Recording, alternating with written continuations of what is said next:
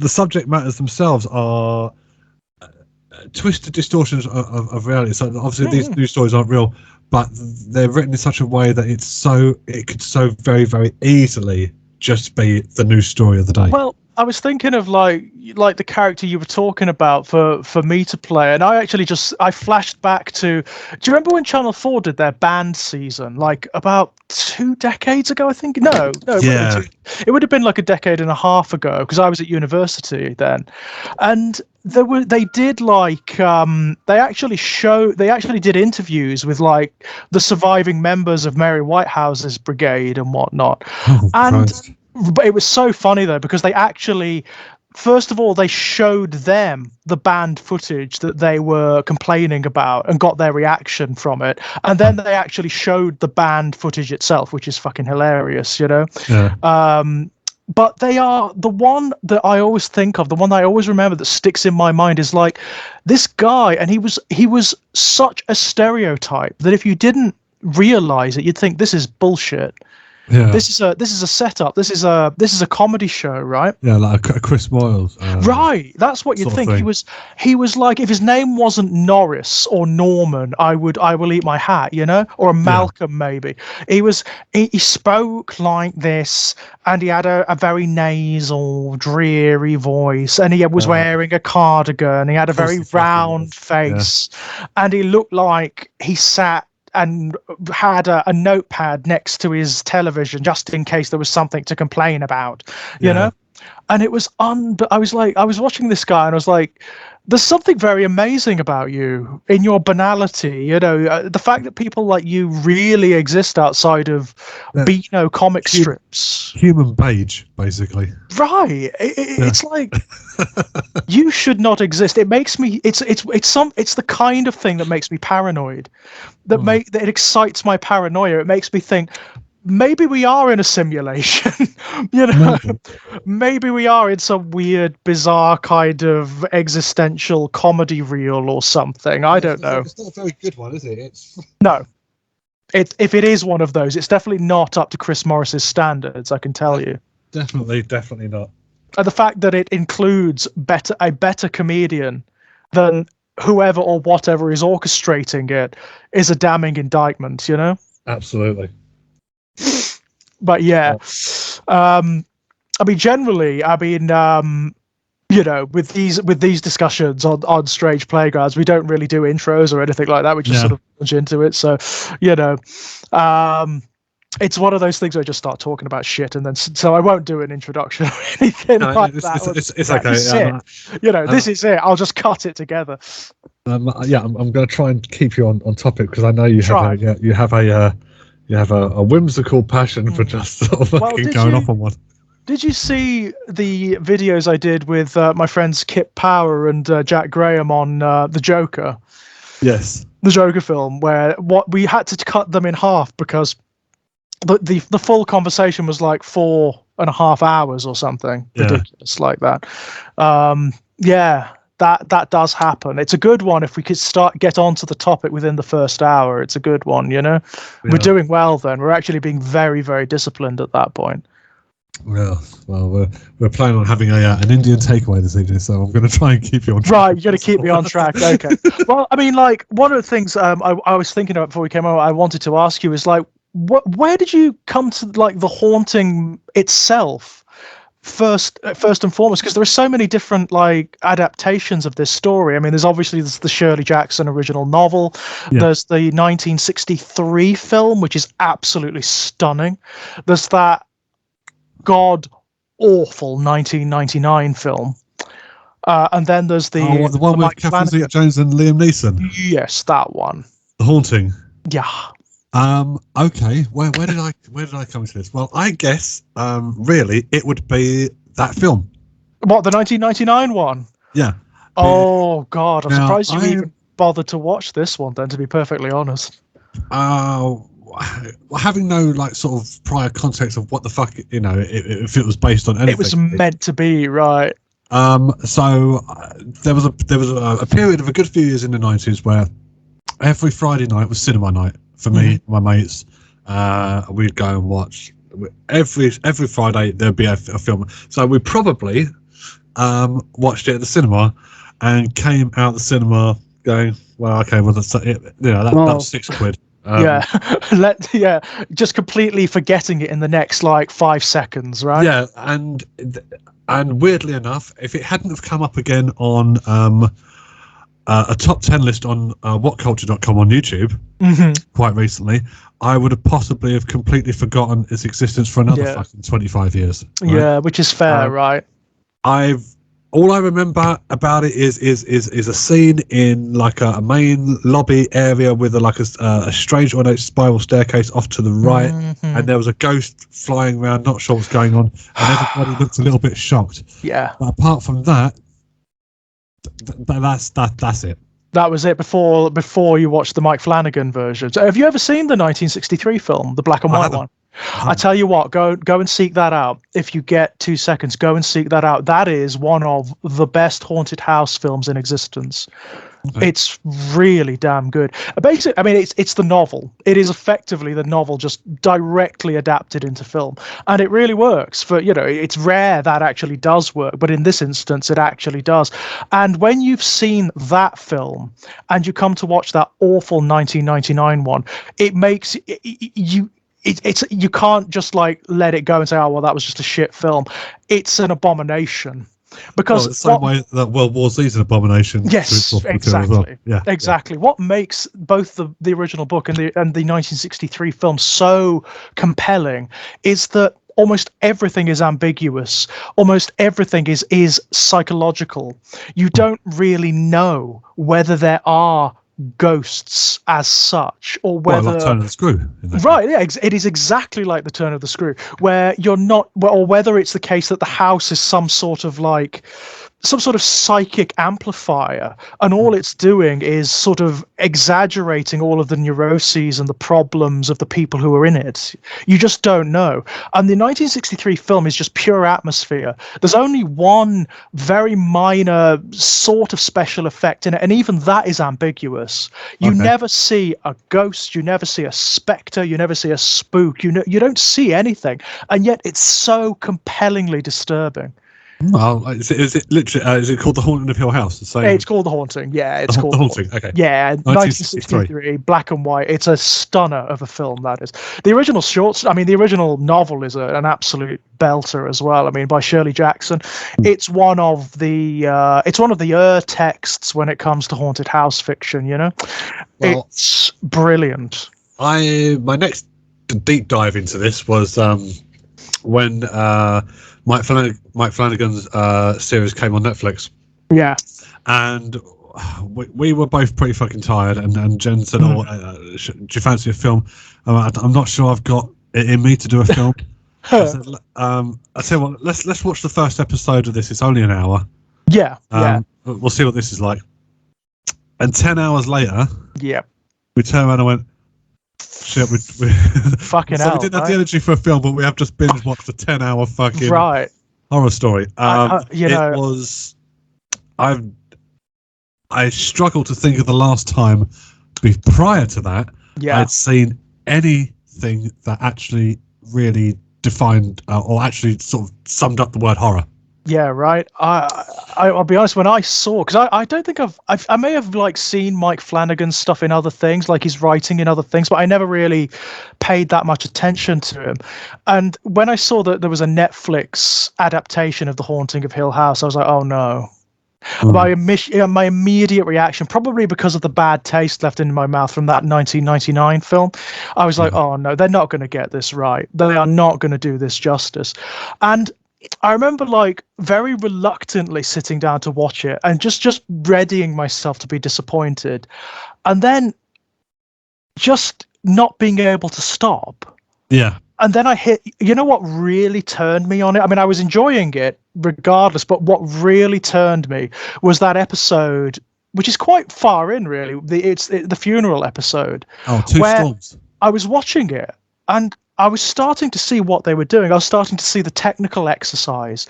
And I didn't know prior to watching it. I had no idea that this is what they were doing. But I was watching it, and I remember saying in my head, you show off clever bastards. Yeah, you know? we didn't suss it. We didn't suss it for about 10 minutes. Right. And then I, because that first scene is, we counted it. Because basically we sat down and watched it again recently. It got through the DVD of it. Yeah. Again, like a couple of nights, because it was that one episode I really wanted to see, and I started. You might have seen on my Facebook posts going, scene 1, 15 and a half minutes uninterrupted. Uninterrupted, right? So blah, and it was only because it feels like it does a couple of things. One, it kind of gives you the illusion that you're not actually sitting there watching a program. It actually kind of gives you the illusion that you're at this funeral. Right. It's almost got. I mean, it almost feels like a play, doesn't it? It has the. It's totally theatrical. The whole thing is absolutely a play. It's theatrical, and the other thing is you kind of think to yourself, it kind of makes you think like you haven't been blinking either. Yeah. Yeah, it's the weirdest experience, right? I was watching that episode, and I remember saying to myself, like in my isolation, where are the cuts? Where are the edits? I was like, this... And then it started to dawn on me that, well, there aren't any. And I was like, no way. And the one particular shot I love is where the dad knocks on the door of the funeral home, and the camera pans around 180 degrees. And he walks in. The camera then spins round to do the full 360, and all the adult children have been replaced by the young child actors, and then the camera spins round again in the same anti-clockwise fashion. And then but they're not just standing in the same spots; they're standing in exactly the same positions. Right. I mean, it's incredible, right? Yeah, the rehearsals for this, because we watched the commentary of my Flanagan on this. The rehearsals was like fucking 5-6 weeks solid, because it's not just the actors. They need to first of all suss out where all the markings are. They need to block the camera movement. So as soon as the camera movement's off, someone else is coming out and someone else is round the back of it. The section where they're all sitting down on the rows of chairs with sitting in front of Nell's coffin. And the camera is off to the, I think, the left-hand side of the father, and then it comes round a little bit, and then comes back round.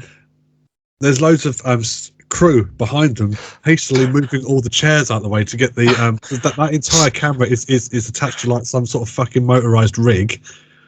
And Jesus. Then that's getting that after they got that shot, the rig, basically the mechanism died because of all the fibers in the carpet. I'm not bloody surprised. They just about got it.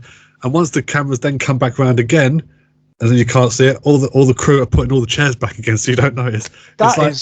It's like possibly one of the greatest examples of executed stage management I've ever seen. Yeah. It is incredible, isn't it? I mean, I know we're talking about this in technical terms. I mean, and on that basis alone, just in terms of the technicalities, the acting, the framing, the writing, the cinematography, it's beautiful, isn't it? This series, it is absolutely stunning. You know, whenever it frames like Mrs. Crane, she is stunning, isn't she? Yeah.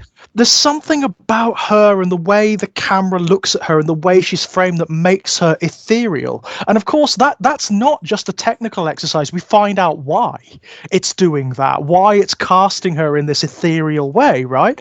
Yeah. If it were just a technical exercise, it would be amazing in that respect, but that can often be very dry, right? It can just be a technical exercise and not have any like emotion or feeling or theme behind it. The technical exercise it feeds into like the structure of the show, the themes of the show, you know, the notion that you do have time sort of warping all over the place. This almost like it takes the ghost story and turns it into a science fiction story. Yeah, it takes nothing, like, sorry, go on. Yeah, I was going to say there's not one scene, there's not one line of dialogue that isn't meticulously planned and executed. Right, nothing is arbitrary. Yeah, everything has got function, purpose. I mean,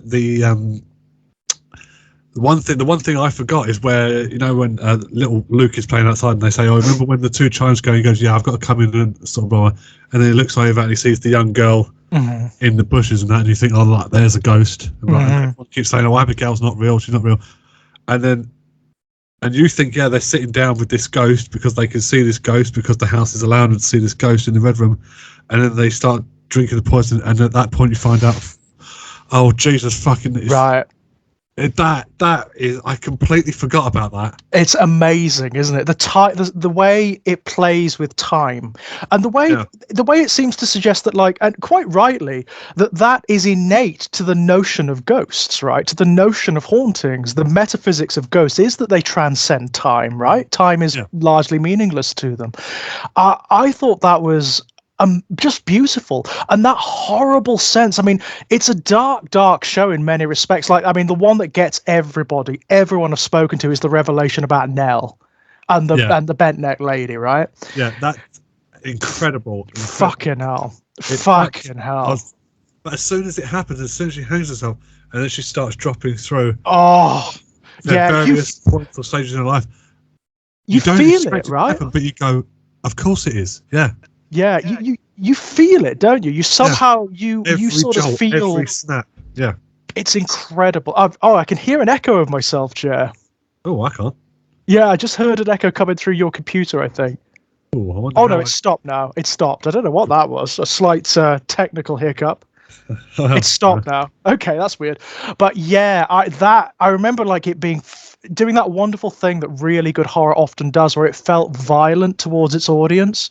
Yeah. Where you could almost feel yourself lurching and dropping along with Nell as each revelation came.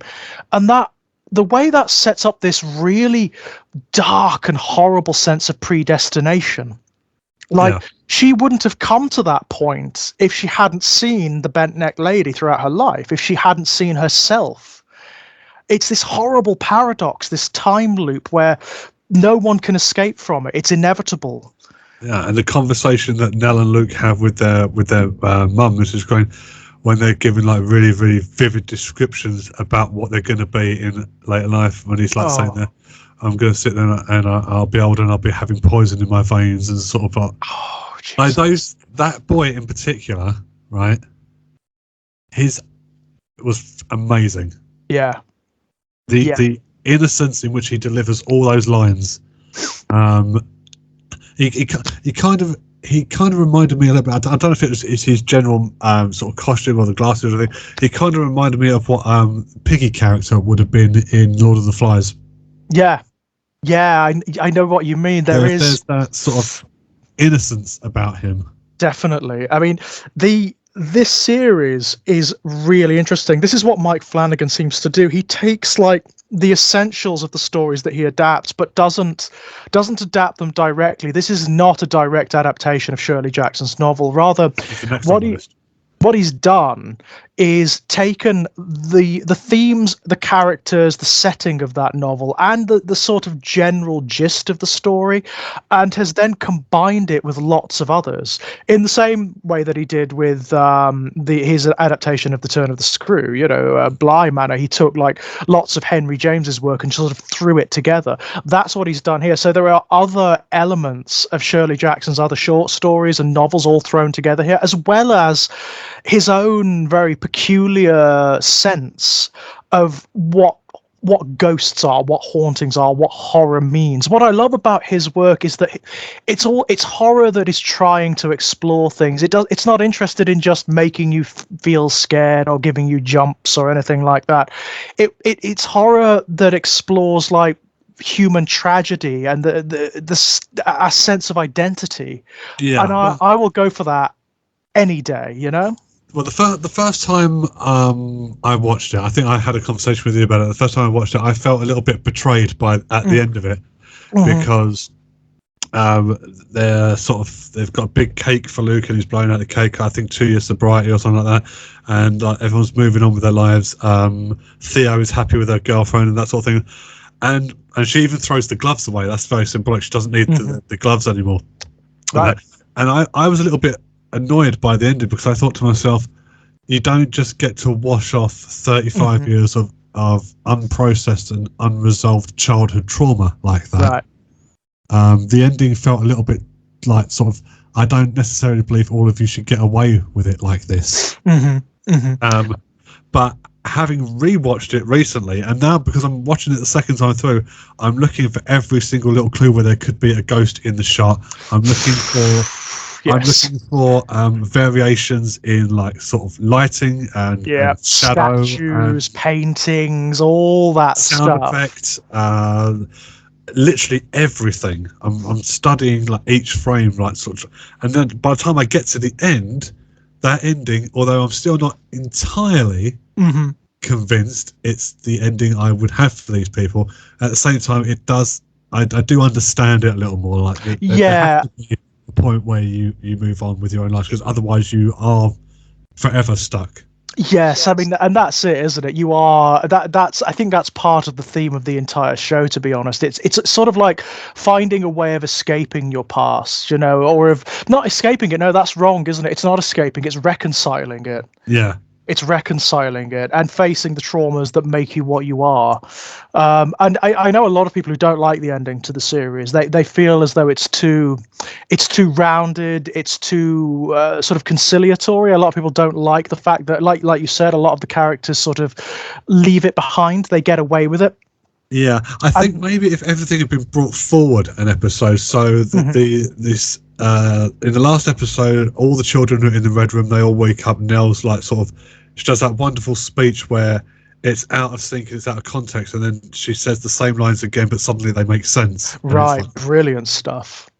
If that episode had taken place beforehand, like episode 9, then episode 10 could have been the dealing and resolving and moving on. But it just felt like that particular part of it was condensed into the last 7 minutes, which kind of felt maybe rushed to a certain degree. Yeah, I mean, maybe why it feels maybe a little less. I think given the incredible human darkness that this show goes to, and it really does. I mean, there's awful stuff in this series. I mean, really dark, traumatic human stuff in this series. It doesn't necessarily lend itself to a redemptive arc, which is ultimately what it has. I understand why it's there. I really do, because I think it's just Mike Flanagan's general humanity. This seems to be something that he just does. This seems to be something that he wants from his horror fiction. So it's the same in like Bly Manor, for example. That has a redemptive ending, as well as does his latest Midnight Mass. Yeah. I think it fits better in Midnight Mass than it does here, simply because of the religious arc and angle that you have in Midnight Mass. I think it actually works much better there. I do like the ending of The Haunting of Hill House. I've got to say, I like the way it stops being a ghost story and becomes like a science fiction story ultimately, where it's almost about like, I hesitate to even say time travel. It's not about that. It's not time travel. It's like, it's this acknowledgement that time from our like Picayune perception, our limited perception, doesn't really mean anything. No, it's not necessarily linear as we perceive it. I think maybe where the redemptive arc makes the most sense is the where the custodians of the house go back and he takes her back because she's dying. She wants to die in the house because she will be with their children. Right. I loved that. That kind of, I understand that redemptive arc. Yeah. And when you notice, just before Steve is the last one out of the house, out of all the family and all the children, because obviously Dad's decided to stay with Mum. Right. Steve is the last one, and he sort of half looks behind him, and then all the ghosts converge, or all spirits converge behind him in the lobby area. Yeah. And it's at that point that you realise, actually, the majority of whatever the fuck is sort of residing in this house isn't malevolent at all. Right. It's too simple to call it malevolent, isn't it? It seems to me that what you've got in Hill House is a thing that comes up in horror, certainly haunted house fiction, a lot, which is this. It's this notion that places, or that structures, particularly structures created by human beings, have a kind of resonance. They act almost like a metaphysical engine. You get it in stuff like The Shining, for example. That's probably the most obvious example, the Overlook Hotel. Edgar Allan Poe does it all the time with like The Fall of the House of Usher, which is of course Mike Flanagan's next one. Yes, I'm looking forward to that. Yeah, me too. Right, Mike Flanagan does Edgar Allan Poe. Bloody hell, yeah. You get it in, Turn of the Screw, Bly Manor. It's this notion that it's not the places as such. The places don't have any sentience or intention. It's what human beings bring and project into it and leave there. Yeah, right. It's like it's like a residue, isn't it? It's like an almost pollution of humanity. Yeah. And it's because all the people who have ever inhabited this house have always had trauma. Yeah. Like profound trauma. So the house itself has become this giant echo chamber of negativity. Yeah. But what I do love about the redemptive arc is the fact that it's the purity of some of the characters. It's their good intentions that kind of overcome that, or at least it allows them to create their own pocket within it. Yeah, like sort of Nell and her father and Mrs. Dudley. Yeah, I think that's quite sweet. I think it's almost like the house needs that in order to cleanse itself, in order to, just that little bit of positivity, just that little bit. That's all it needs. Well, it's the old woman in the bed who warns Mrs. Crane about Poppy. She lies that one all the time. Right. So it's like, even that's a sort of clue. It's like not every. I mean, the really tall guy that sort of hovers, which if that isn't a direct reference to the gentleman in Buffy the Vampire Slayer, right? I don't know what. In fact, he referenced Mike Flanagan said when they were talking about the episode in the funeral parlor, which does all the sort of single takes and that. Mm-hmm. He cited the episode The Body, where Buffy's mum dies. Right. How they shot most of that in like single continuous takes. He cited that as a massive influence for that. But yeah, the fact that most of what inhabits this house isn't actually malevolent. It's guarding its environment. Right. It's so strange, isn't it? It's like the Overlook. It's like the Overlook in The Shining. Like what inhabits the Overlook isn't even, you can't even like really call it ghosts as such. Not in the sense that most people would understand that term. It's not like the disembodied spirits, the sentient spirits of human beings. It's almost like echoes of human beings. They're not the remains of a human being. They're the echoes of them. Yeah. And that's why the ghosts in Hill House are not necessarily human. They're like distortions of humanity. Yeah. It's very well done. It's so well crafted. It's fascinating. Beginning to end. Well, I say beginning to end. That last little bit still irks me a little bit, but I do have more appreciation and more understanding for why it's like that. It does most people. The vast majority of people I've spoken to don't like the last 10 minutes of the final episode. They find it too complete somehow, and I kind of get that. It maybe would have been stronger if it ended on a slightly more ambiguous ending. Yeah. Having said that, however, that ending, or sort of thinking that's not the way I would have done it, but then again, I'm not a fucking screenwriter. What do I know? Right. In no way does it detract at all from the 9 hours 40 minutes previous that you just spent watching this story. Absolutely. And weighing that against most of the other dross that calls itself horror that's out there, there's no comparison, is there? And there's certainly it is such a minor quibble that I almost feel bad making it, Well, no, because it is sincere genius. This show is beautiful. It's not a minor quibble at all. The horror genre has got away for decades with doing the absolute fucking bare minimum, to the point where it's almost considered a little bit the horror genre is almost considered a little bit twee now. Yeah. It's such a shame because there's good stuff out there, I mean, obviously I operate in the independent writing community, and there's amazing stuff out there. There are now, because of the liberation of media with small press, indie presses, even self-publishing, there are voices out there that have never been heard before. There's work out there that's never been seen or adapted before. And it seems like we are only just getting to the point where platforms are willing to take those risks, on stuff like The Haunting of Hill House, which does stuff with horror I've never, ever seen before and does it beautifully. But there is such untapped potential out there. If you go onto, I mean, I hesitate to say it, but if you go onto Amazon and type in like horror short story collections, you'll find hundreds. You'll find literally hundreds by just such a variety of different writers, authors who would never have gotten a chance in the mainstream, never have gotten a chance. And it's not because they're not good. Bloody hell, you look at the shit that the big publishers are putting out at the moment. It's no wonder they're collapsing in on themselves. It's just because they write the kind of fiction that is not considered to be commercially viable, right? It's aimed at very particular demographics. It's alienating because they're trying to say something very specific and they're saying it strongly, but it's bloody good and it's interesting and it's never been seen before. And yet horror, like mainstream horror, for the most part, is just not very good. It's not very inventive. It's endless remakes, rehashes, sequels. Well, yeah, I mean, we discussed that before, didn't we? Right. I mean, didn't I just see recently there's yet another rejig of the Texas Chainsaw Massacre? There's another Halloween coming out. I don't know why. I honestly don't know why anyone would watch them. At this point, I don't understand. I don't get it. I'll be perfectly honest. Well, I tell you what. Do you know what? This new Halloween trilogy that is supposed to finish off the Halloween story.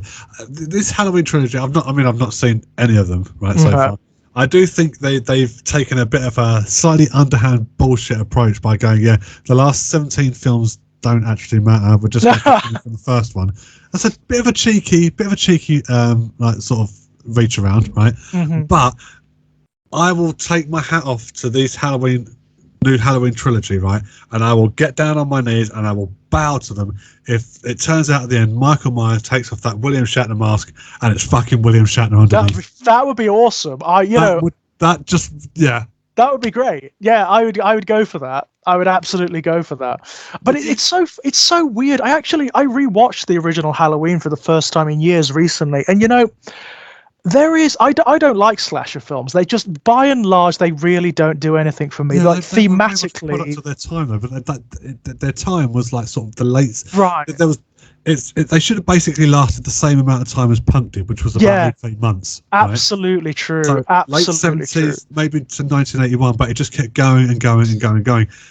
If you take Friday the 13th, for example, the original Friday the 13th, is possibly one of the most underwhelming shit films I have ever watched in my life. Mm-hmm. Given its reputation, right? I mean, I do hope she got a fucking decent car out of it, is all I can say. That's the only reason she did that film. Yes, right? Yeah, oh, absolutely, yeah. Mrs. Voorhees, yeah, absolutely. She needed a new fucking car, so she went, all right, I'll do this load of shit. I'm sure I remember watching an interview with her where she said pretty much something like that. Yeah, it got me like a new car, it got me a new apartment or something. Yeah. And, before that, I don't think she'd actually worked in about 15 years or something like that, but she just went, do you know what? Whatever. Yeah, right? It's fine. I'll do it. And it's just, I don't even know where to begin. I mean, I'm going to end up going down the same route I had when we had this conversation about horror and the failures of the horror genre the last time we had a conversation like this, which is it fucking deserves the ass kicking it gets because it doesn't try, and it hasn't tried for 25 years or more. So to sit down on Netflix and watch this 10-hour standalone series thing, which actually does all the things that horror has either been unwilling or unable to do, was like a fucking kick in the face. It's like, well, all right, great. It's very impressive. I mean, like it is getting better. There is some really good stuff out there at the moment. Like as I say, it just takes some digging to find it. Everything's happening in the independent scene. Almost everything is happening either independently or like in small areas, and of course on streaming services. I mean, there are actually some really good pieces of work out there if you go and find them, but they're hard. They tend to be like buried. This has got to be one of the most high profile halfway decent pieces of horror for a long time, but it seems to have kickstarted a little bit of a revolution, like all on its own. It's become like its own little sub industry. So like Mike Flanagan is a name now, right? And of course, whenever a new Mike Flanagan project comes out, people just flock to it. I think people were a little bit sort of disappointed in Bly Manor, not because there's anything wrong with it. It's actually a stunner of a series. I really enjoyed it. I loved it. I loved it to bits. I had possibly unreasonably high expectations of Bly Manor. One, because I love the book. Yes, as well. Turn I had it to listen through. to the opera for fucking college. Right. I watched The Innocents. Yes, of course. And then, of course, there was that fucking shite that BBC did about 15. Oh my god! That's one of their Christmas specials, which made me so fucking angry I almost vomited blood. Right? Yeah, right. It became your own horror film, yeah. Yeah. So when they announced that, I thought to myself, right, well, so the benchmark is obviously Henry James's fucking original source material, Innocence, blah blah blah, and if you can piss on the fucking BBC thing, you know. Yeah. And I think maybe people enjoyed it, but I don't think they enjoyed it as much as Hill House because they were going into it expecting Hill House. Yes. Now, originally, Netflix wanted a second series of Hill House. Which, I mean, what would you even? How can you even do that? I mean, what? It would have failed on the first episode because of course the story's told. Yeah, it's no done, right? So, a new family move into the house. Well, first of all, that's not going to happen because the dad has specifically stated that the house stays in the family name, so no one else ever moves there. Yeah, and second of all of the mystery's gone. You know what is going to happen. You know what the metaphysics of the house is now. You know what it does to people. So there's no point, right? Someone at Netflix very, very cleverly turned around and went, hang on a minute, make it an anthology series. Yeah. So the Haunting of Bly Manor is the quasi spiritual successor to the Haunting of Hill House as our second series, and that's how they got it. So I think people were expecting another Hill House. I wasn't. No, I wasn't either, which I'm very pleased about because it's clear that Mike Flanagan doesn't want to tell the same story twice, right? I mean, I've after I watched Hill House the first time, and quite recently I got Jen bought me Shirley Jackson's novel. Oh, it's very good. In fact, it has one of the most beautiful openings. Everybody knows the opening to The Haunting of Hill House. It is absolutely beautiful. It's so poetic. It's one of those things that like a lot of horror writers can quote verbatim. Yeah. It's hang on, I'll bring it up for you. It's so good. I've got it here on my Kindle. Okay. These quotes, I mean, like these quotes turn up all the time in horror. The first line is, "No live organism can continue for long to exist sanely under conditions of absolute reality." I mean, fuck it, what a fucking opening statement, right? Yeah. Even larks and katydids are supposed by some to dream. Hill House, not sane, stood by itself against its hills, holding darkness within. It had stood so for 80 years, and might stand for 80 more. Within, walls continued upright, bricks met neatly, floors were firm, and doors were sensibly shut. Silence lay steadily against the wood and stone of Hill House, and whatever walked there, walked alone. That's brilliant. Fucking that she is just like, she's one of those writers when you first read her, you get like chills. You're like, she is like another level. All the doors sensibly shut. Yeah, that's right. It's gorgeous, isn't it? It is absolutely good. Floors were firm and doors were sensibly shut. Walls continued upright. Bricks met neatly. It's just stunning. Yeah, it's you can feel the textures in the in the words. Yeah. Immediately, you get the sense that the house is the thing. The house is the character. It's what is going to be the main focus of this story, and it is a stunning book. It is absolutely beautiful, and Shirley Jackson is just generally a beautiful writer. You know, she's one of the patron saints of the ghost story of horror.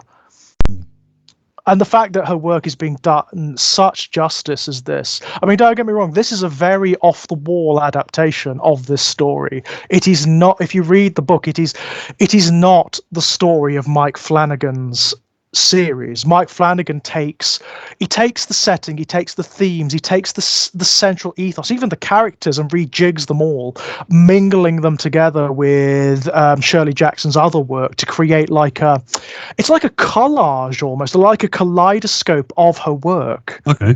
And it's really, he did exactly the same with Bly Manor. Yeah, I'll let you know how I get on with that when I start it. I think you'll enjoy it. It's quiet. It's a quiet book. Its horror is very subtle and there are no like big shocks or set pieces or anything like that. It's all atmosphere. It just exudes atmosphere.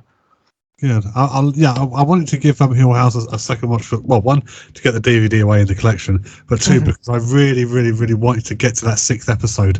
Yeah, right. I wanted to just watch the whole technical aspect of it just unfold. Just like the extravaganza of it. I've rewatched it about 3 times now, and every time I get to that episode, I'm just mesmerized.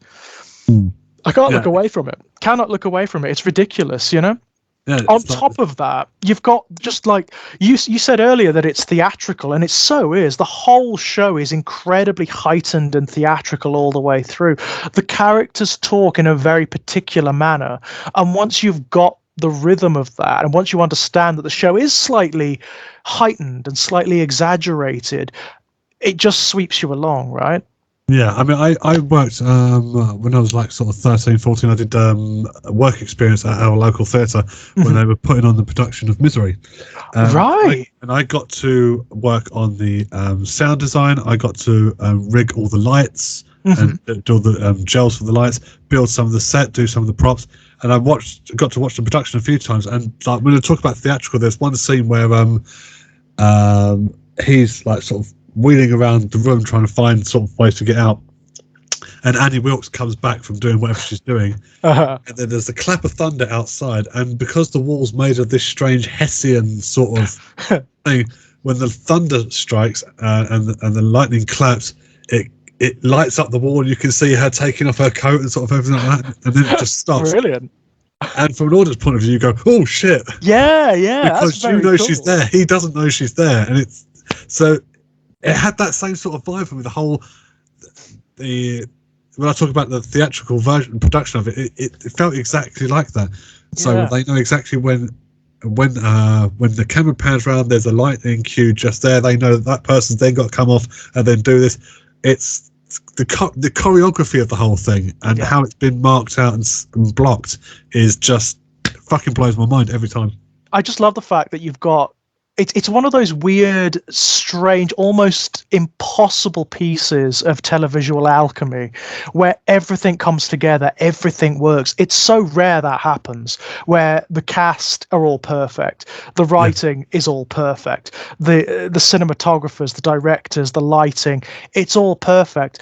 And then, of course, I didn't know this until I got right to the end, and then I went and looked it up on YouTube and realized that like there were these videos like, all the hidden ghosts in The Haunting. I was like, what?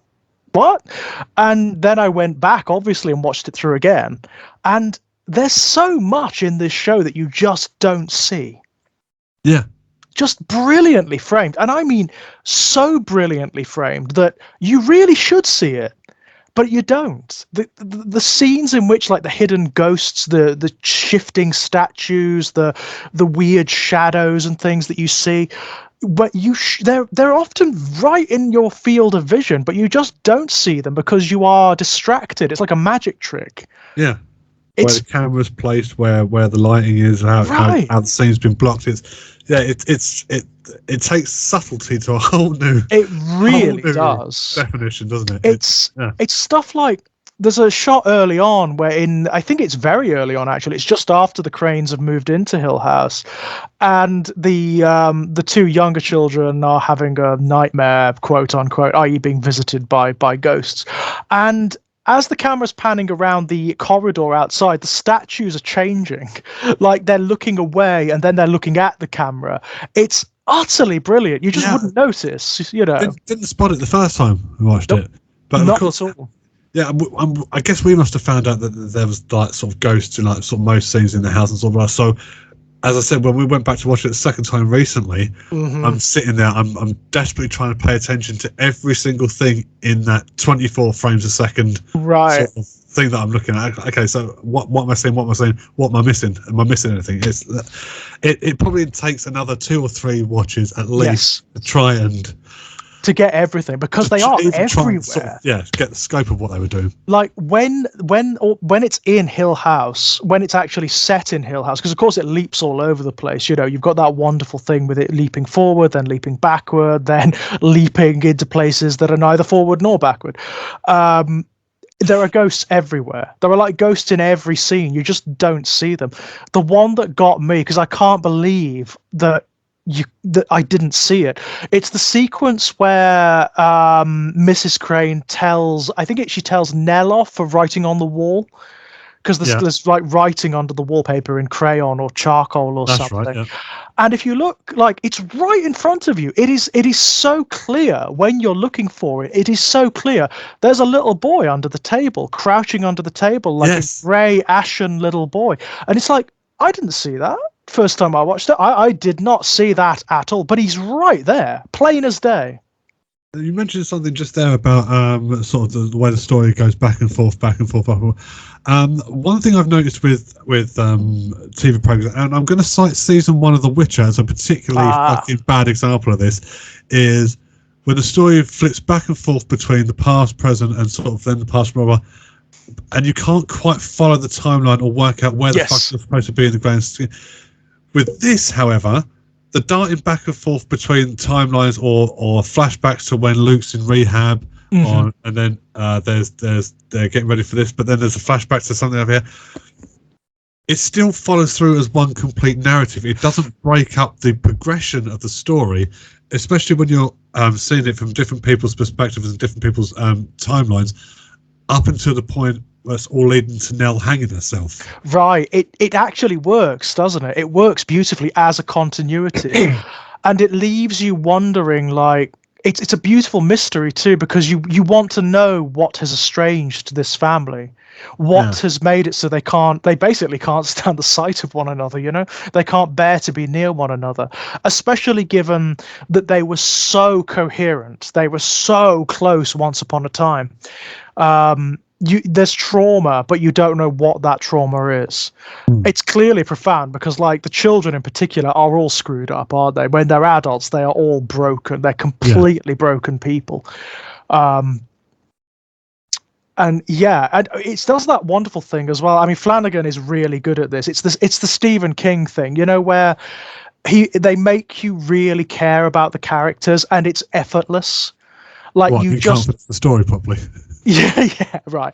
You just like the characters, you know. You want them to be okay. You want them to be all right. Even, like, you know, it would have been very tempting to make some of the characters a bit more negative. Like Luke, when he's an adult, for example, could have so easily been a more negative character. Yeah. But he is probably one of the most sympathetic. Well, yeah, it's like you want to like the characters and things like that, but when you actually look down at like sort of Steve, and is it Shirley or Shelley? Yeah. They're not actually very nice people at all. They're not, are they? They're not. I mean, it also resists that as well. It resists making them like too saccharine or too, like, going too relatable with them. Yeah. They've actually been damaged by this, right? They've been, like, profoundly damaged by this. I mean, Stephen is, like, he's turned it into a franchise for himself, hasn't he? You know, he's actually, like, kind of shat all over the memory of it, right? Yeah. And turned it into a sort of horror story for himself. They are not likable people as such. No, the only one who's sort of unlikable, but at the same time is totally okay with that being that for herself, at least for the time being, is Theo. Right. Theo is... She's willing to wear that and just go, yeah, I'm a cunt. Yeah, I mean, Theo's great. And actually, Theo's character, again, this is a really good example of how Flanagan has taken elements of the book and rejigged them slightly. I mean, Theo in the book is she's simultaneously a completely different character and also very much the same. I mean, it was very brave because, I mean, Shirley Jackson, I mean, when was the original Haunting published? It was like early 19th century, like early 20th century, and yet you've got this very open, very sexually liberated lesbian character, right? Yeah. She's actually more lesbian coded in the book, but it's kind of clear. It is kind of clear. It's somewhat revolutionary. Yeah. Right? And what I love about what Flanagan has done with her in the series is that she's totally unapologetic. She just completely is who she is, right? She's just who she is, and I like that. I really like that. Yeah, and it's, as I said, the only one who's actually willing to acknowledge that damage is a part of her. Mm-hmm. Whereas everybody else is trying to put it to one side, and almost like I'll deal with it tomorrow sort of. Almost like sort of mentality, whereas she will actually hold it and just go, yeah, well, that's the way it is. I suppose she has no choice because she's got that. Obviously, she has her empathic capabilities. Yeah, and I suppose that makes it very physical, doesn't it? It's not like something in the past that you can sublimate or that you can forget. It's something that she has constant reminders of every single day, and it's a fact of her life in a way that it isn't for the others. Which, it sets her apart. It completely sets her apart. It's wonderfully written characters. Also, I mean, one of the things that I think works really well is being able to chart the trajectory from the children to who they are as adults and to actually clearly see what causes them to go the way they do. It's really beautiful. It's a really beautiful thing because even though, most of them end up becoming pretty terrible people, really, in the objective sense, you can see why. Oh, absolutely. Yeah, totally. And you, at the same time, you there's a level of sympathy that you empathise for them as well. And it's like, you're actually a nasty piece of work, but at the same time, you're not being written off. Yeah, it's quite brilliant. I've not seen writing like that in a long time, especially writing that actually takes its audience, like sort of gives it some level of maturity. Yeah, absolutely. A lot of horror stuff, mainstream horror stuff, basically treats people like fucking idiots. It treats us like shit. It does. A lot of it really does. There are major exceptions, and there are more exceptions like with every passing year, but it is absolutely true for the most part. The stuff that like hits mainstream cinema screens, for example, for the most part, it treats us like shit. It really does. It treats us like idiots, and it treats it like sort of consoles us. It's not, you can't even like legitimately describe it as horror a lot of the time because it consoles us. No matter how like extreme it gets or how like graphic or violent it is, it ultimately is just feeding us the same stuff. The stuff that we expect, the by the numbers stuff, So when you go and see Halloween, whatever the fuck number it is now, it is just, you know exactly what you're going to get. There are going to be no surprises in this film at all whatsoever, which to me is antithetical to what horror should do. I don't want to prescribe too heavily in this regard because it sounds a bit didactic. It sounds like you're up on your high horse and shaking your fingers a little bit. But for my personal tastes, I don't want something that calls itself horror to do that. Well, but why? All right, you say you don't want to like sound like you're on your high horse, like sort of you thinking about. But why shouldn't you? Yeah, it's a fair point. It's a fair point. It's you're an adult of reasonable sound mind and judgment anyway. No, I don't. That may. Not sure about that one. Surely you should be able to like sort of take in a piece of like sort of visual media or horror media or anything like that, and come away from it. Having not felt like you've been fucking babysat for the last 2.5 hours. Yeah, there's nothing wrong with wanting more from what you're offered. No, it's absolutely true. I mean, my friend Kit Power and I, we did podcasts on the recent adaptations of It. Yes. Not too long ago. We did the first one when it came out, and then the second one, like, obviously later on. Now, the first one I rather liked as a sort of popcorn horror film. I thought it did rather well, Yeah. It wasn't anything, like, incredible. It wasn't going to, like, set the world on fire, but I thought Skarsgård was excellent. I thought the framing of it was good, and I thought it took some very brave choices. The second one, I hated. Profoundly. I was a bit annoyed by the second one because I understand why they framed certain things certain ways, like with like the sort of the Losers Club going sort of a little bit back in time with them and sort of thing like that. I personally thought, however, if all the stuff with the children or their child, you should have taken care of all of that in the first film. If you're going to have any spillover into the second, make the first 10 minutes tops about them. And then it continues into adulthood. Don't keep flitting back and forth. Absolutely. And don't arbitrarily introduce things that there was no hint of in the first film. So like the whole thing with Richie, right? Yeah. Of him like secretly being gay.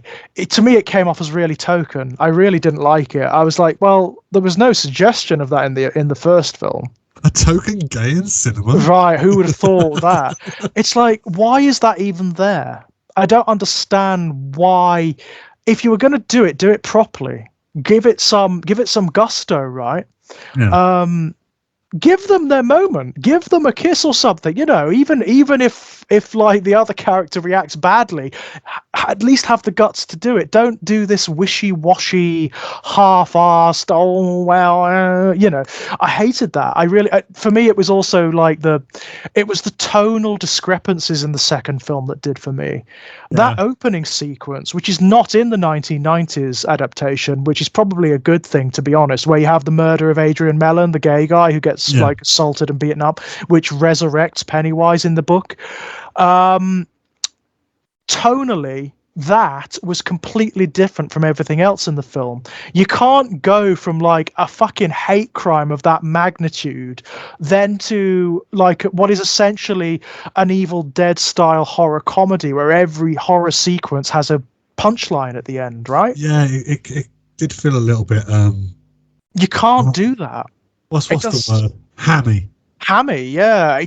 You cannot do that. It is, if you're gonna nail your colours to the mast, run with it. If that's what they were going to do, if they were going to, I mean, what I hoped they were going to do, what I thought they were maybe going to do is, okay, so you've got like the kids film, which is the first film, which is, it's slightly like, it's got this like real horror comedy thing going on where it can be dark and disturbing, but it's like what a kid would find scary, and that makes perfect sense because the vast majority of the cast are kids. Yeah. What I thought they were going to do with the second one is completely turn it on its head. Now they're grown up, give us the adult horror where everything is really dark and really unpleasant. And they didn't do that. They didn't do that. If anything, the second film has more punchlines and more gags and more jokes in it than the first one. And I was like, nah, you can't do that. It felt more watered down. Yeah, it did. It really did. In the second film, the chopping and changing between the young and like the adult, and then the young and the adult, because it happens on more than once. It does. Again, it breaks up the progression of the narrative. It kept kind of throwing me out of the film a little bit because I was thinking, well, hang on, you had your opportunity to tell this part of the story either in the first 10 minutes of this film or in part one. Mm-hmm. Again, breaking up the sort of taking me out of what I'm watching. Yeah. Which again, Hill House didn't do it, even though it did the same things. Yeah. In fact, you know what? I mean, maybe it would probably benefit from being a series, like The Haunting of Hill House. Yeah. Because it is. I mean, you've seen the book, haven't you? It's like a fucking breeze block. It is. Yeah. It is a big old hunk of text, that is, and there is a lot that goes on in it. Like, I mean, the 1990s original adaptation was a TV series technically. Well, yeah, a two-part sort of telemovie, movie of the week thing. What else? Yeah, and boy, does it not stand up. Yeah, boy, does it not stand up. God Almighty, I rewatched it like before the new films came out, and I was like, oh my God, this sucks. It's bad.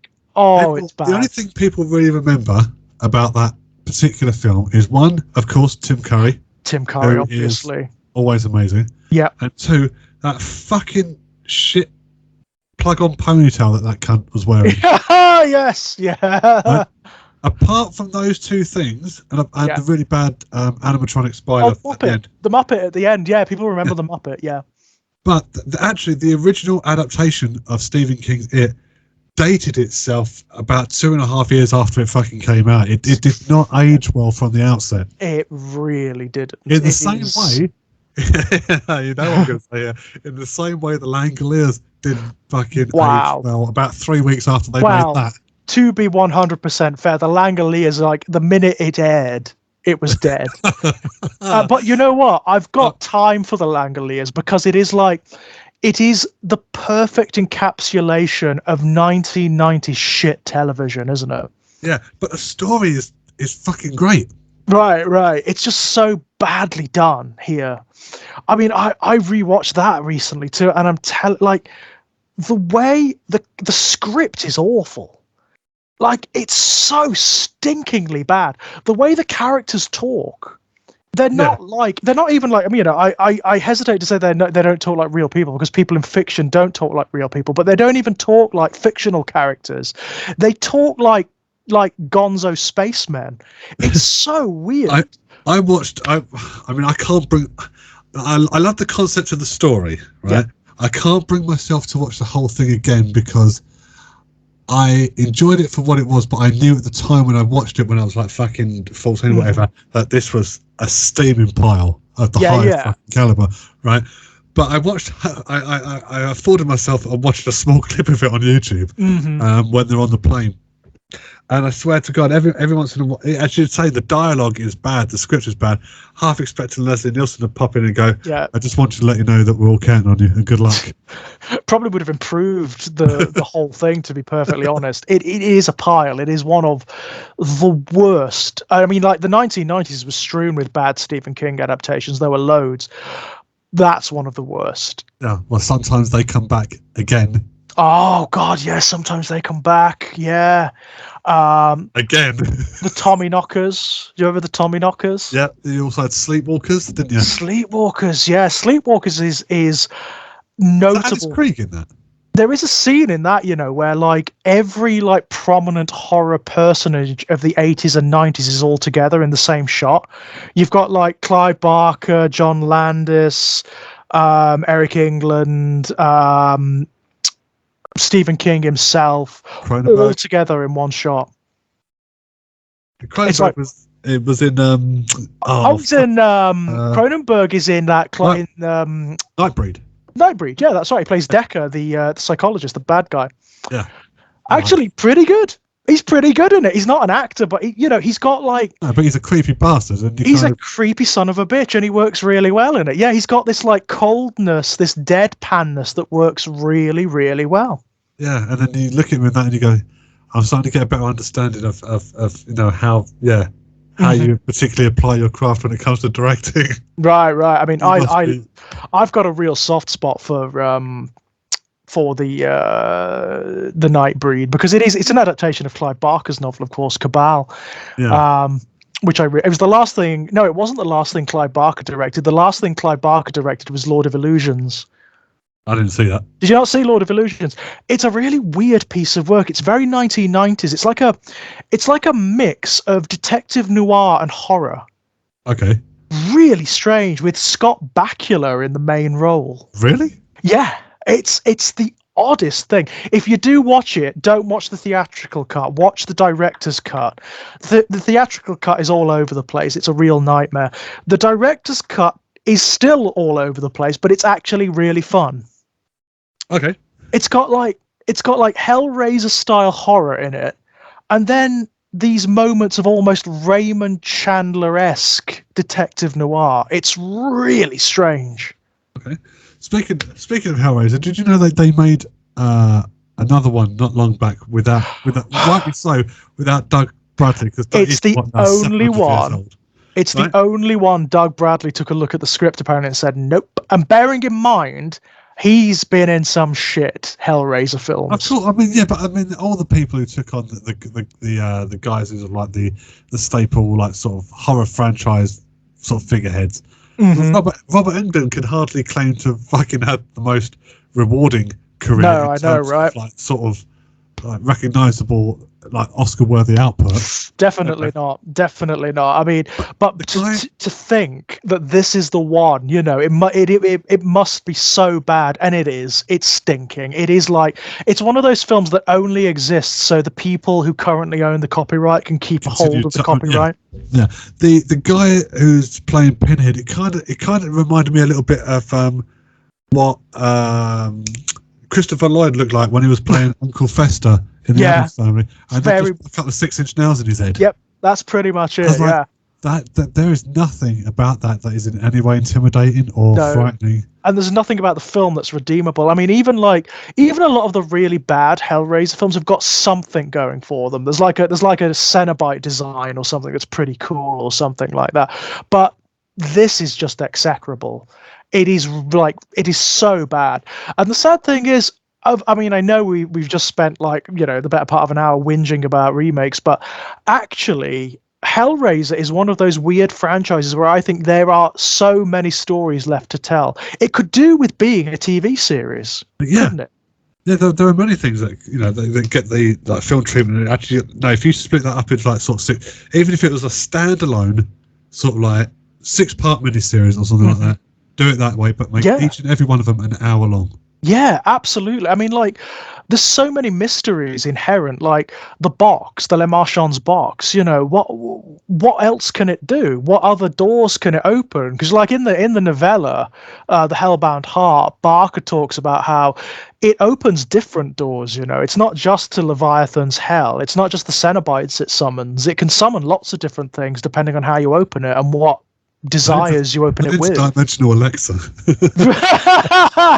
Yeah, you could actually. Oh god! So the postmodern one, you'd have to just say lament configuration, open a doorway to this place.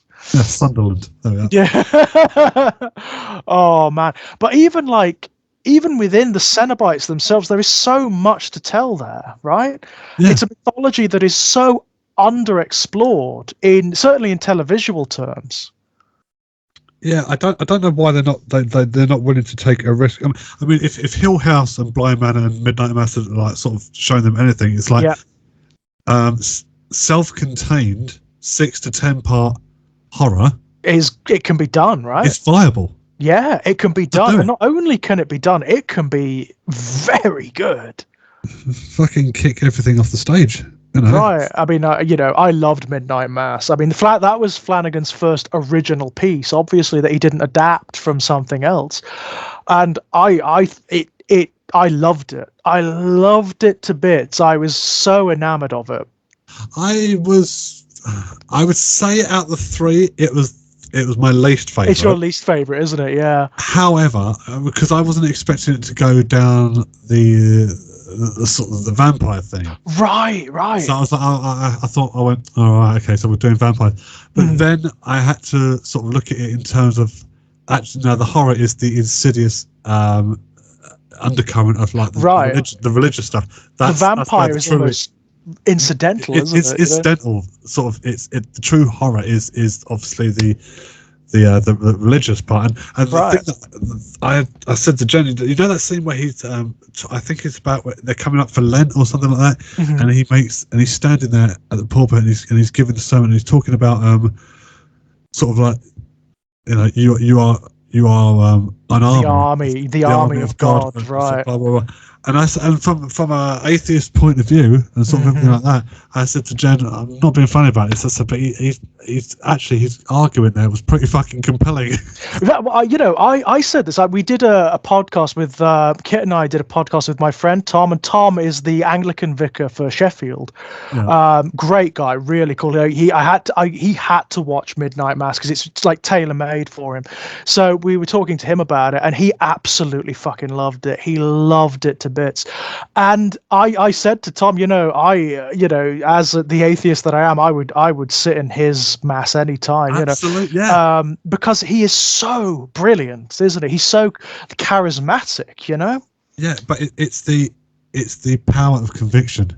Right. It's the power that you fundamentally believe above all else that you are right. And you know what? I said to Tom as well, given what he's experienced, I can understand why he's come to the conclusions he has. I get it. I understand why he's done this. I understand why he's looking for something redemptive in the world, right? And why he would interpret what happened to him in miraculous terms. I mean, I'm not sure I wouldn't, even as an atheist. Like, if you found that like your age had been reversed and all your ailments had been taken away by something inhuman, I'm not sure I would respond in any different way. It might use different language, but it's very understandable, isn't it? It would be the same. Yeah, exactly.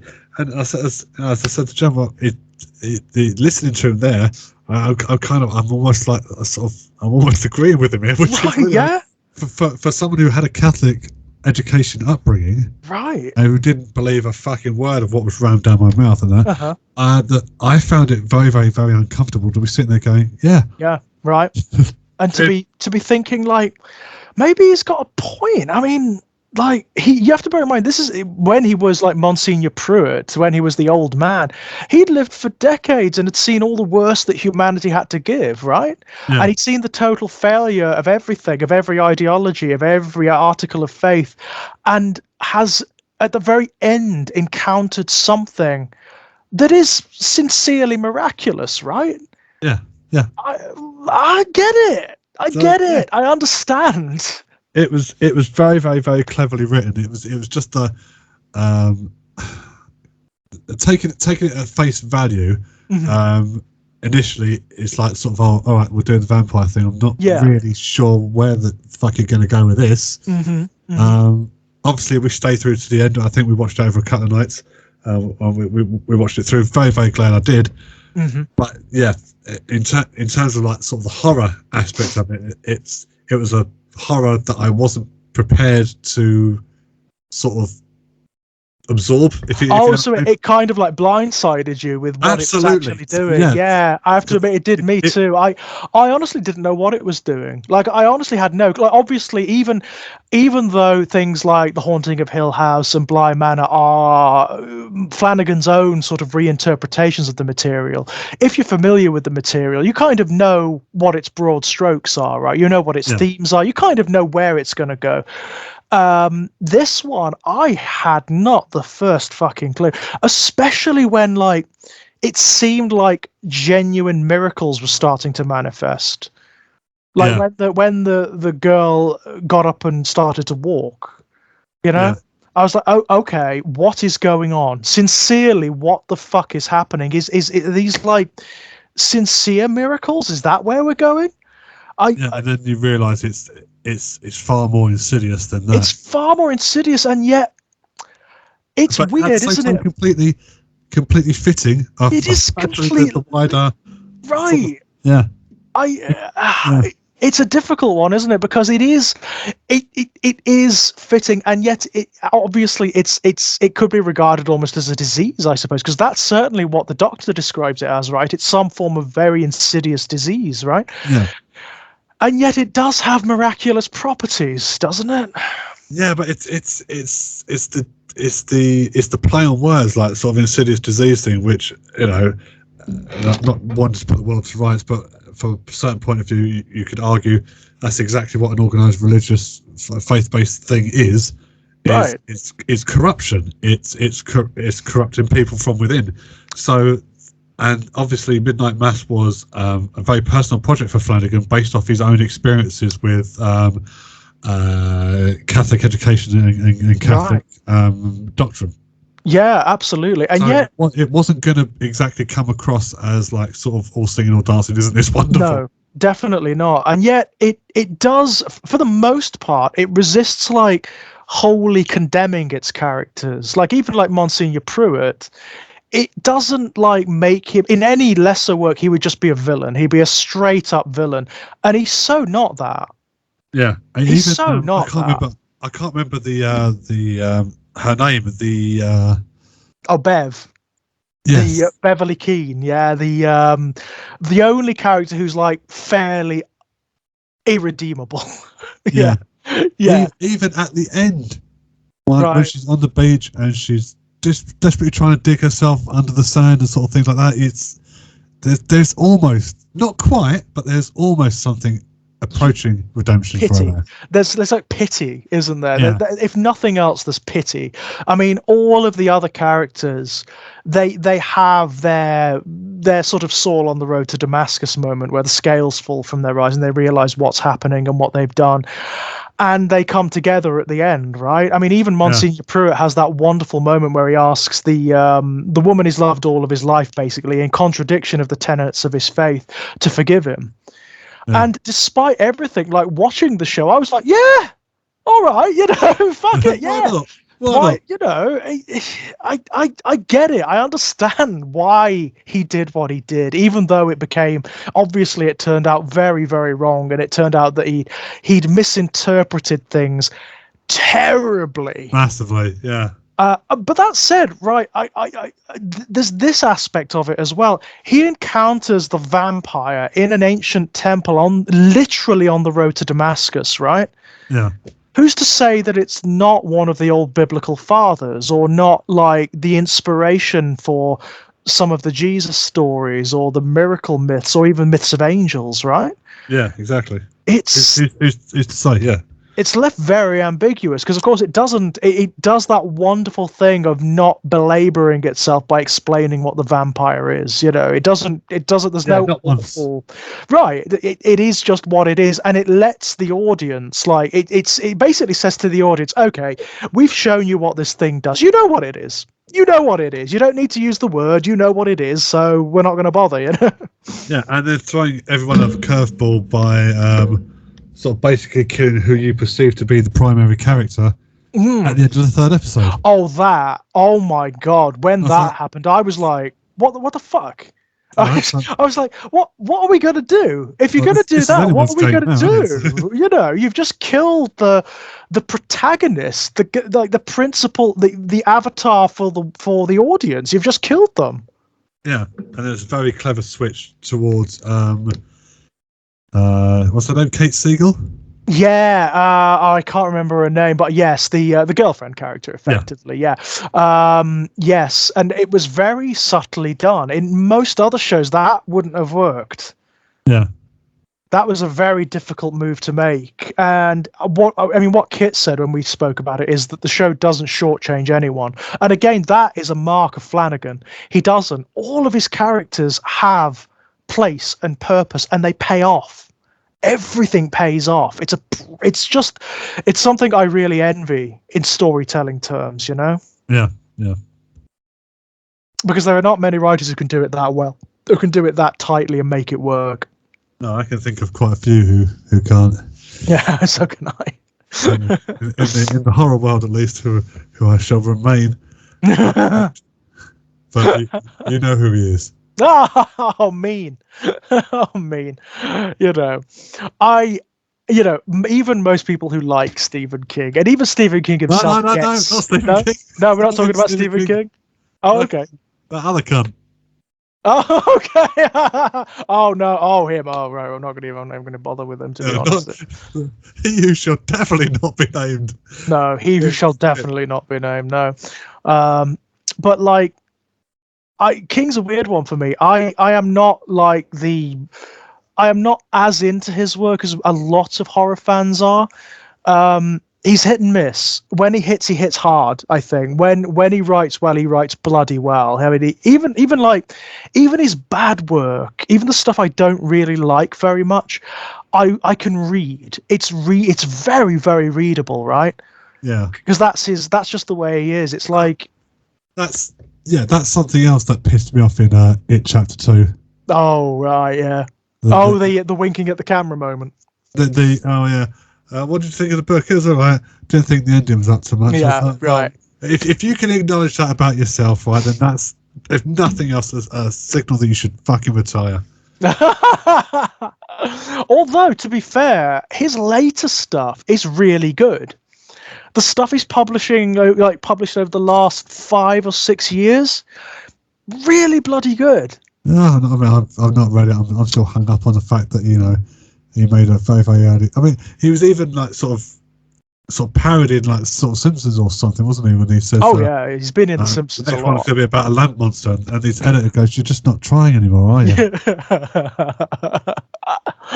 But no, the stuff he's publishing at the moment is great. I've got to say, he's matured massively, and it's like this is a writer who's been doing it for years, basically, and has grown into himself. So, like his short story collections, like Just After Sunset and Everything's Eventual, gorgeous. I mean, like every single story in those collections is flat out brilliant. Flat out brilliant. I'll try and pick those up from somewhere. Worth it. Ideally, I'm going to try and go to a bookshop as opposed to relying on the corporate evil. I would always advise that. Or if you can't get it at a bookshop, go directly to the websites of the publishers that sell this stuff. Mm-hmm. That's kind of where I try to direct people with my work. I mean, it's easier to get it on Amazon. That's definitely true. It's easier to just go on Amazon and click it once and buy it there. But I would be so happy if people bought my work from the publishers, from like Perpetual Motion Machine publications and whatnot. Are they the oones who did the Born in Blood series? Yep, they are indeed. That's something I do need to actually pick up at some point.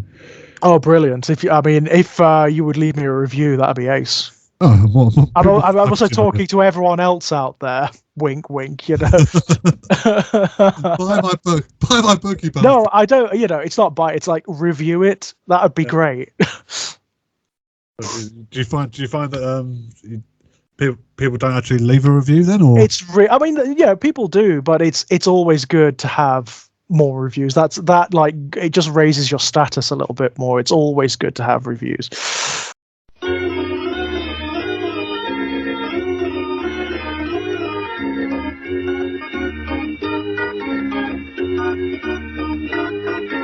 The reason I do the video game Let's Plays is because I get really excited by video games these days. I think there are the stuff happening in video games that is so fucking exciting.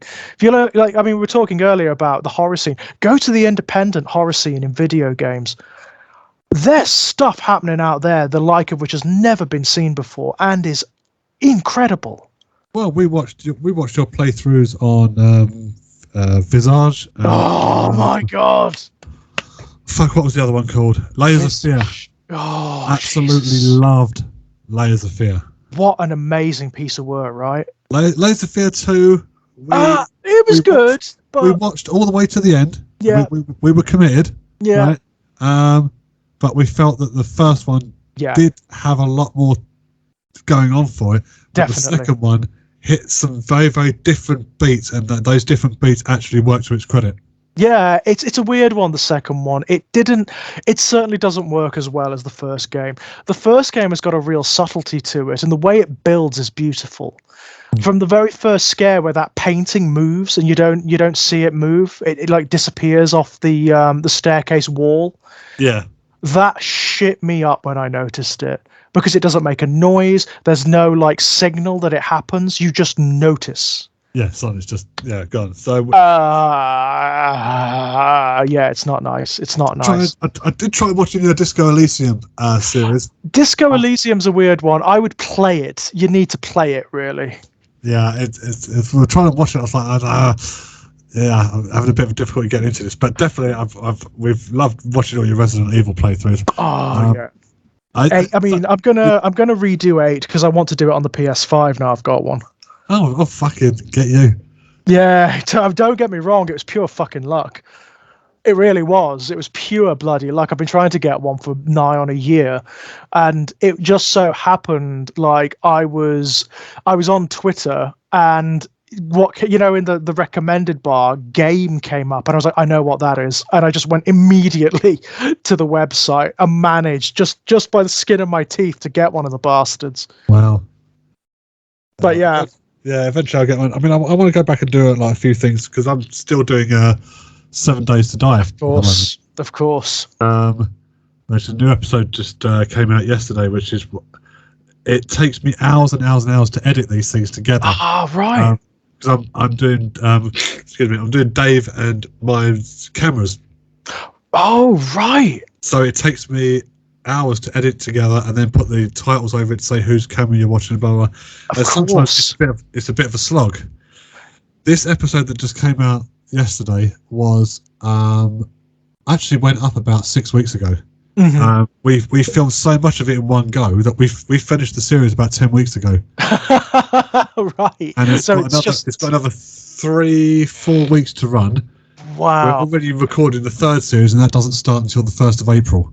Wow. And I've never been this ahead in terms of my YouTube content before.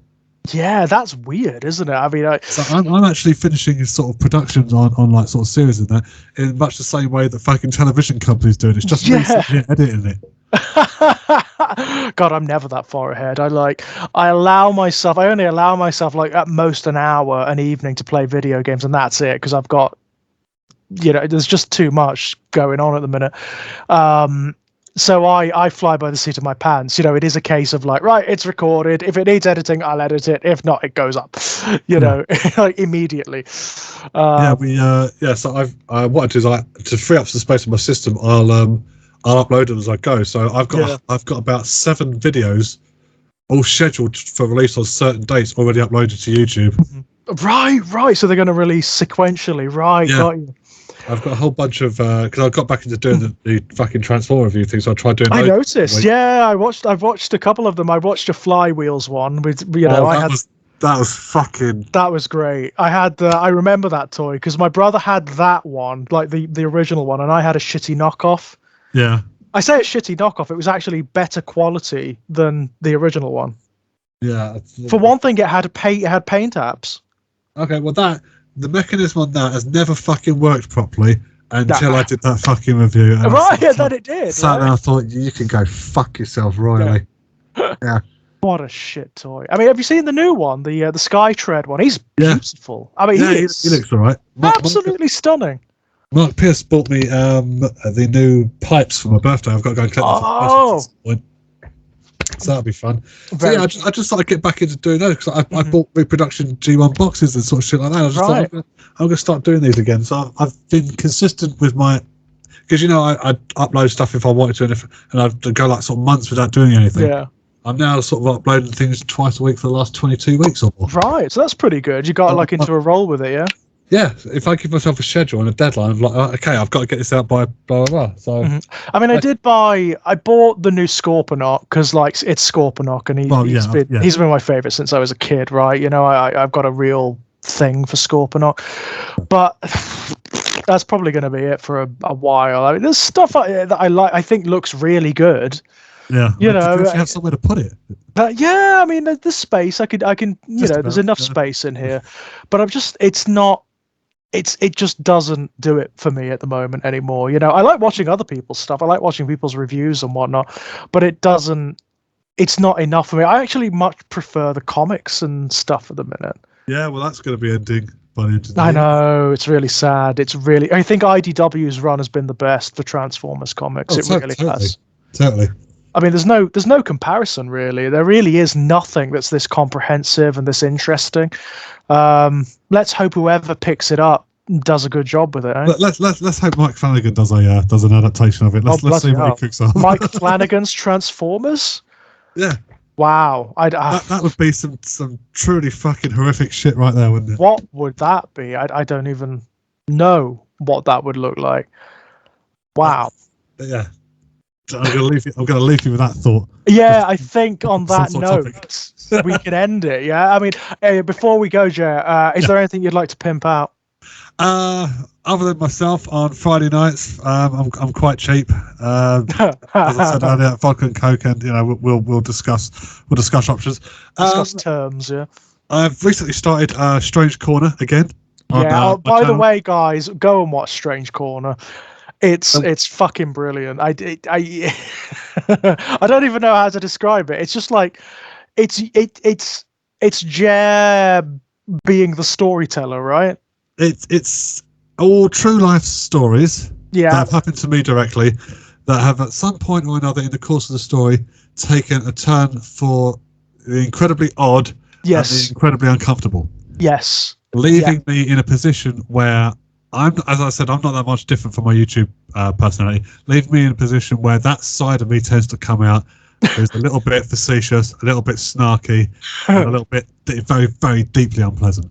I am now on my 4th series of that. Episode 2 came out just recently. Is it 4 series of Strange Corner now? Yeah, well, it took me fucking series 3 took me about 5 years to finish that one, so I kept forgetting about it. But I'm also starting work very, very soon on Wolfkang1 Talk Radio, which is going to be a send-up of shit like LBC and sort of things like that. And yes, see if you can guess, ladies and gentlemen, who my first guest is going to be. See if you can recognise the voice. I wonder. Yeah. I wonder. No prizes. That's all I've got going on for the time being. Excellent. As for me, guys, it's the same as usual. You can find me knocking about here on Exaggerated Elegy, where there's lots of podcasts about media and politics and stuff like that, video game let's plays. You can also find my links to my published work all over at strangeplaygrounds.com. All of my short story collections are up on there. I would be, as we mentioned, I'd be very happy if you would buy the published work from the publisher's websites, if possible, or from a bookstore. perpetualmotionmachinepublications.com is where you can buy the Born in Blood series, 2 volumes out there at the moment, and there's also like a double pack on there as well, which is slightly discounted. You can get all my work on Amazon as well, if that's easier for you. Links below to everything we've spoken about. Jer, thanks so much, man. It's been a pleasure, as per Thank you for having me on. I really, really enjoyed that. Always, man. Anytime. And guys, thank you very much, as per usual, for listening to us waffle on. Until the next time, guys. Bye-bye.